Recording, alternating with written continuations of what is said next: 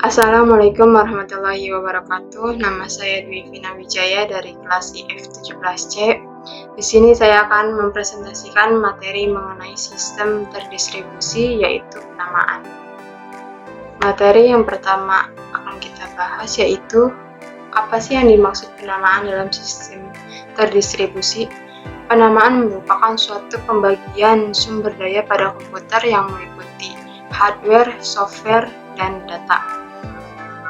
Penamaan menimbulkan suatu naming service yang menyediakan mekanisme dan struktur penamaan objek itu sendiri. Contohnya adalah DNS atau Domain Name Server. Selanjutnya, penamaan terdistribusi ada dua, yaitu URL dan alamat email. URL digunakan untuk mengakses suatu halaman web, sedangkan alamat email digunakan untuk komunikasi antar pemakai. Selanjutnya ada cara dalam penamaan.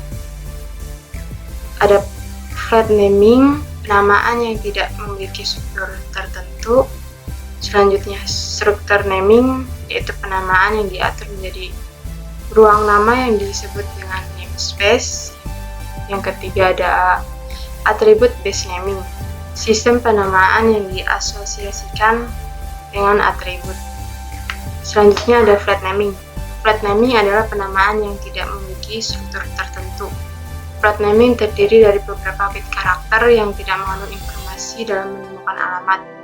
Flat naming dapat menyelesaikan masalah dengan beberapa teknik, diantaranya ada broadcasting and multitasking, ada forward pointer, home based approach, dan hierarchical search tree. Selanjutnya ada struktur naming. Dalam struktur naming ada yang disebut dengan namespace, biasanya diatur menjadi sesuatu yang dikenal sebagai ruang nama.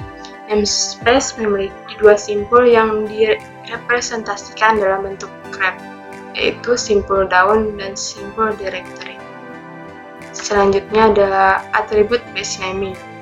Attribute name memiliki beberapa teknik sehingga dapat diasosiasikan dengan sejumlah atribut lain yang memiliki nilai tertentu. Sistem penamaan atribut disebut dengan directory service, contohnya adalah atribut email. Selanjutnya ada DNS server atau domain name system, adalah database penamaan dengan nama domain berada dan diterjemahkan ke dalam alamat protokol internet atau IP. DNS server bekerja dengan menjawab pertanyaan dari dalam dan dari luar domain. Domain berdasarkan hierarki ada 4, yaitu root level domain, second level domain, dan third level domain, dan hostname. Selanjutnya ada fungsi dari DNS server. Yang pertama adalah melakukan identifikasi alamat komputer dalam suatu jaringan, melakukan pendataan server email sebagai penyedia alamat IP bagi setiap host, mentranskripsikan nama domain menjadi IP address.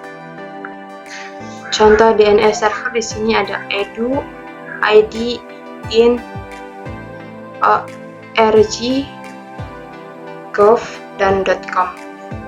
Kalau edu di sini sebagai institusi pendidikan, ID sebagai Indonesia, INT sebagai organisasi internasional, ORG sebagai organisasi, dan Gov sebagai institusi pemerintahan, dan .com sebagai organisasi komersial.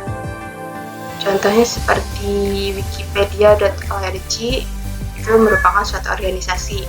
Selanjutnya ada Gov, itu sebagai institusi pemerintahan. Dan .com itu biasanya ada blogspot.com, nah itu merupakan organisasi komersial. Selanjutnya ada kesimpulannya, penamaan dalam sistem terdistribusi dapat diartikan suatu pembagian sumber daya pada hardware, software, dan data. Penamaan sistem terdistribusi sangat penting untuk membedakan entitas satu dengan entitas lainnya. Contohnya seperti komputer, printer, CPU, dan lainnya. Selain itu, penamaan menimbulkan suatu tanda atau alamat seperti .com, ID, ORG, Edu, Gov, and SCH yang terdapat dalam DNS server atau domain name server. Terima kasih, sekian dari saya. Selebihnya mohon maaf.